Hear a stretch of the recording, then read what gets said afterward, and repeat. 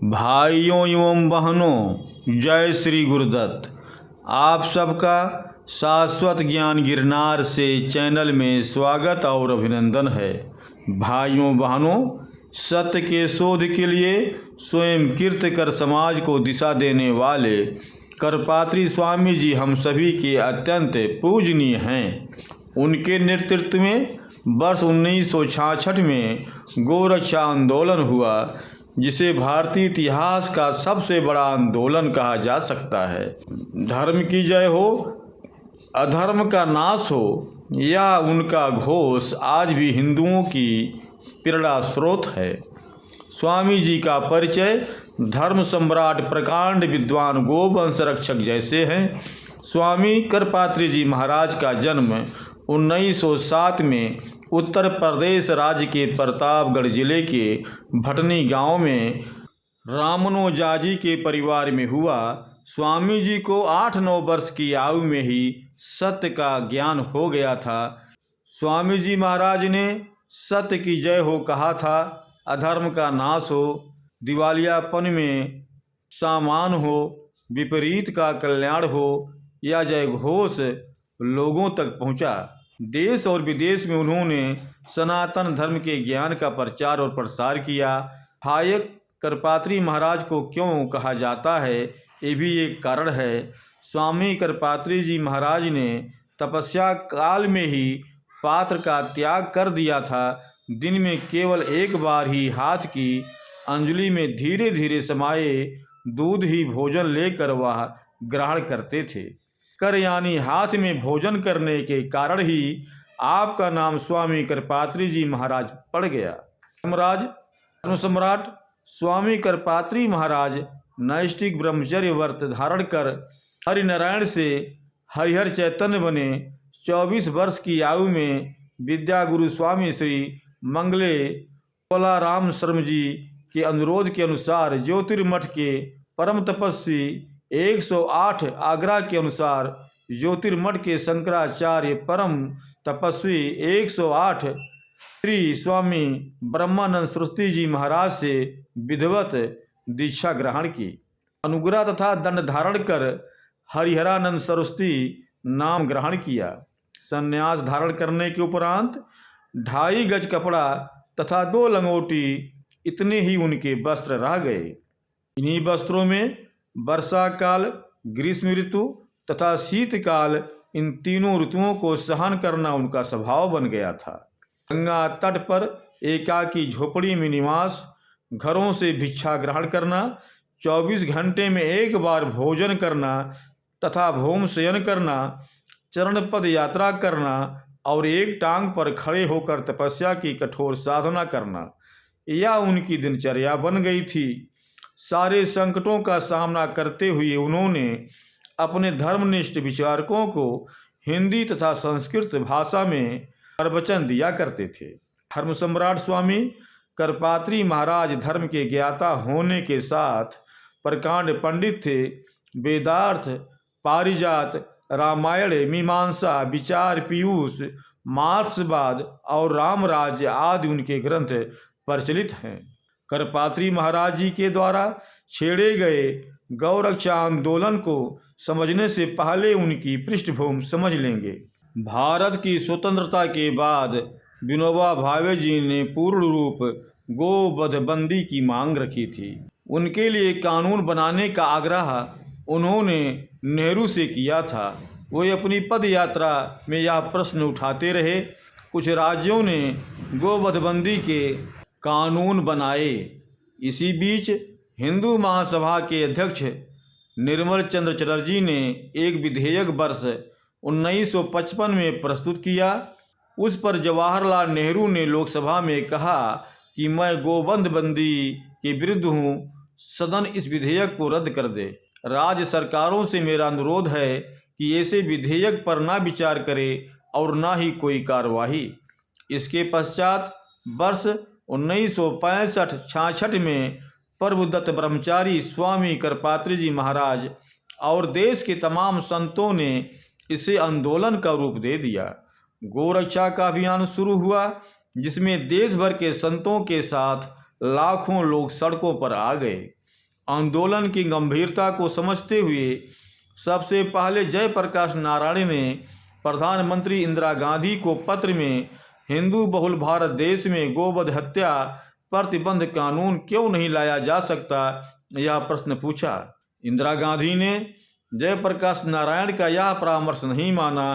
परिणाम स्वरूप सर्वदलीय गोरक्षा महाअभियान ने दिल्ली में विराट प्रदर्शन किया।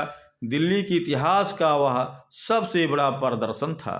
इंदिरा गांधी स्वामी करपात्री जी और विनोबा जी को बहुत मानती थीं। ऐसा कहा जाता है इंदिरा गांधी के लिए उस समय चुनाव सामने थे। कहते हैं कि इंदिरा गांधी ने करपात्री जी महाराज से आशीर्वाद लेकर वचन दिया था कि चुनाव जीतने के बाद अंग्रेजों के समय से चल रहे गाय के सारे कत्लखाने बंद हो जाएंगे।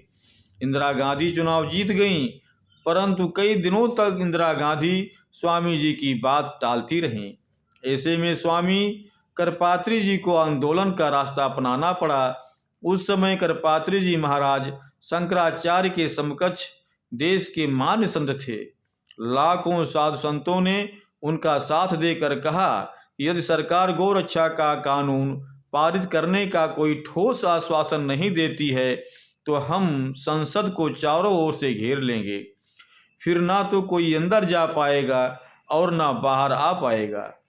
संतों ने 7 नवंबर 1966 को संसद भवन के सामने धरना शुरू कर दिया, जिसमें शंकराचार्य, निरंजन देव तीर्थ, स्वामी करपात्री जी महाराज और रामचंद्र वीर आगे थे।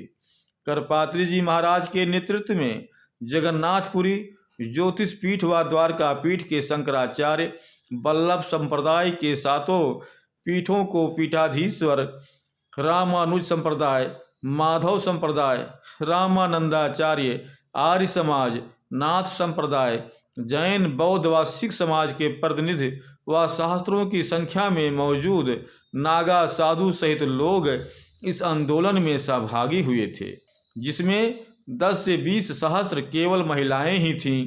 लाल किला मैदान से आरंभ हुई पदयात्रा संसद भवन तक निकली।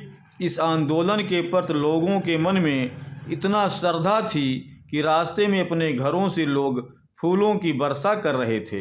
कहते हैं कि पदयात्रा संसद भवन तक पहुंच गई और संत समाज के संबोधन में आर्य समाज के स्वामी रामेश्वरानंद भाषण देने के लिए खड़े हुए।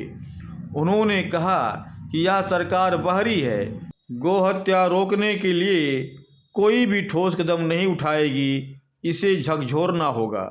संत रामचंद्र वीर ने आमरण अनशन चालू कर दिया। प्रदर्शनकारी शांतिपूर्ण पद्धति से आंदोलन कर रहे थे। उनमें भारी संख्या में महिलाएं बच्चों के साथ सम्मिलित थीं। अचानक कुछ शरारती तत्वों ने ट्रांसपोर्ट भवन के पास कुछ वाहनों को आग लगा दी। यह घटना देखते ही संसद के दरवाजे तुरंत बंद कर दिए गए और चारों तरफ धुआं उठने लगा। जब इंदिरा गांधी को यह सूचना मिली तो उन्होंने निहत्थे करपात्री महाराज और संतों पर गोली चलाने के आदेश दे दिए। पुलिस ने लाठी और अश्रु गैस चलाना शुरू कर दिया। इससे चिढ़कर भीड़ आक्रामक हो गई। इतने में अंदर से गोली चलाने का आदेश हुआ और पुलिस ने संतों और गोरक्षकों की भीड़ पर अंधाधुंध गोलियां बरसाईं। उस गोली कांड में सैकड़ों साधु और गोरक्षक मर गए। दिल्ली में कर्फ्यू लगा दिया गया, संचार माध्यमों को सेंसर कर दिया गया और हजारों संतों को तिहाड़ की जेल में डाल दिया गया। इस हत्याकांड से क्षुब्ध होकर तत्कालीन गृह मंत्री गुलजारी लाल नंदा ने अपना त्याग पत्र दे दिया और इस कांड के लिए खुद एवं सरकार को जिम्मेदार बताया। इधर संत रामचंद्र वीर अनशन पर डटे रहे, जो 166 दिनों के बाद उनकी मृत्यु के बाद ही समाप्त हुआ। देश के इतने बड़े घटनाक्रम को किसी भी राष्ट्रीय अखबार ने छापने की हिम्मत नहीं दिखाई। यह वार्ता केवल मासिक पत्रिका आर्यावर्त और केसरी में छपी थी। कुछ दिन बाद मासिक पत्रिका कल्याण ने अपने गौ अंक विशेषांक में विस्तार पूर्वक इस घटना का वर्णन किया था। गौ हत्या बंद करने के प्रबल समर्थक स्वामी करपात्री जी महाराज ने इंदिरा गांधी को श्राप दिया था, जो सच हो गया। वर्ष 1966 में इंदिरा गांधी ने संतों के ऊपर गोलियां चलवा दी, जिसमें 250 संत मारे गए। वह गौ अष्टमी का दिन था, जो गौ पूजा का सबसे बड़ा दिन होता है।